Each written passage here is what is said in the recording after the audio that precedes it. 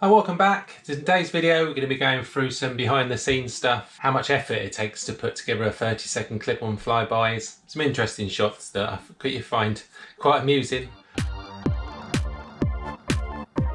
showing you how much footage goes into just a mere 30-second clip.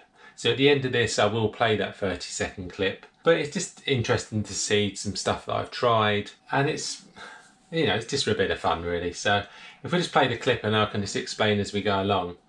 So the first clip, we put the GoPro up in a tree, and then other shots, it might be worth putting the GoPro down on the ground just so we can get some better visual shots. Like this one, we've got the leaves in the foreground, so when we run past, but it is just constantly putting the GoPro down, running past, running back, and just picking up and just recording. So each of these clips might only look a couple of seconds, but by the time you put it down, pick it back up, you're talking over a minute.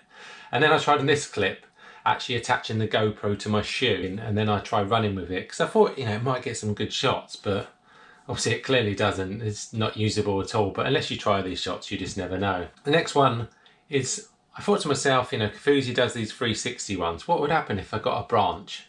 So I got about a 6-foot branch, clipped my GoPro to the end and started running. And to be honest, some of the shots are not too bad, but as you can see I can't get my full setup in there. So what I did is thought, oh, I'll just get a bigger branch. And then I think I did that twice until I ended up with a branch that was probably about 10 foot tall. As you can see, it's getting a lot higher and higher. Still not getting my full self in there. So then I thought to myself, well, we've got different views on the GoPro. Tried it on Super View. And Super View it just kind of gets everything in. You kind of get an understanding of kind of the work that goes in. So basically I'm running along and I've done this 6, 7, 8 times. So this could take 10 minutes to get a 30-second clip. The scenery is nice around here. You want, say, nice water. You want to try these different angles. And unless you've got a 360 camera or you've got the capabilities of uploading on the computer, because I'm using the likes of iMovie, but this is an old 2009 computer, so it couldn't actually work with a 360 camera anyway, because it can only run at 1080p.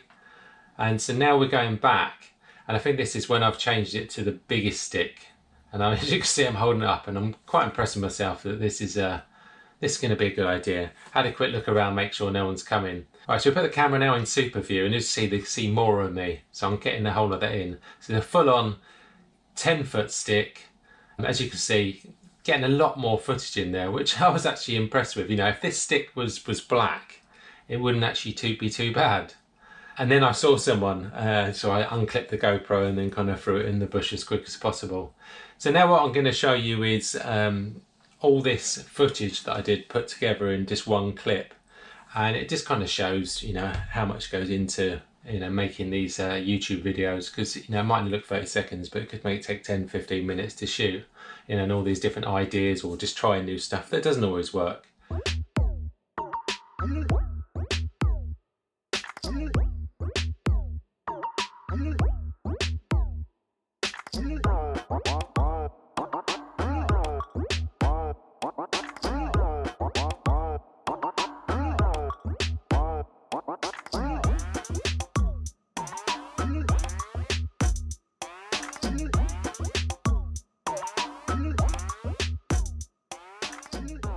Oscar wanted to join us in the video, a new dog that we're actually looking after. So I hope that kind of shows you how much goes into making a video, and you kind of appreciate more. And it's the same with most YouTubers.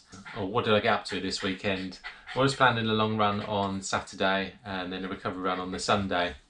And the Saturday run was kind of inspired by Dan Runs and Chris from Here We Are Running, who done the Northwest Downs 50, 50 miler, which is just, mind-blowing. And Dan's video is out now, so we'll put a link to that, and as I say, it's an awesome kind of documentary video and you should definitely check it out, and please consider subscribing to his channel. Right, so my run, as I say, went out planning to do 15-20 miles, had water with me, had a gel, and it got to probably about 10 miles and just started to struggle, and I wasn't going at a fast pace. I called it my steezy pace, as Seth does as well, which is around about 750 mile in. And as I got to about 10 miles, my legs started to kind of lose kind of their bounce, and then by 13 I just had to stop. It was just not worth it, and ended up walking 4 miles home. And then on Sunday obviously didn't do anything because my legs were just aching. Since the ultra, getting my jab, I've just struggled, and I think at the moment, especially the last couple of weeks, I'm just struggling with keeping myself hydrated, constantly feeling thirsty. And I think what's happening is I'm just getting dehydrated too quickly, especially on the longer runs, obviously when you need the endurance. So I did actually done a bit of research online, and someone said that before the jab and afterward, just need to make sure you're hydrated. So I can't believe that. I'm not going to run today. I'm just going to try and get on top of my hydration. Going to start off with drinking 6 pints of water a day plus a hydration drink, and then see how I get on, and hopefully be back running tomorrow. But I'm just going to play it by ear. The half marathon mid-June, we'll see how we go. I'm going to do it, whether I do it as a race or I just do it for fun. But either way, it's going to be enjoyable. Anyway, let's roll on tomorrow, and I'll speak to you then. Onwards and upwards. Cheers.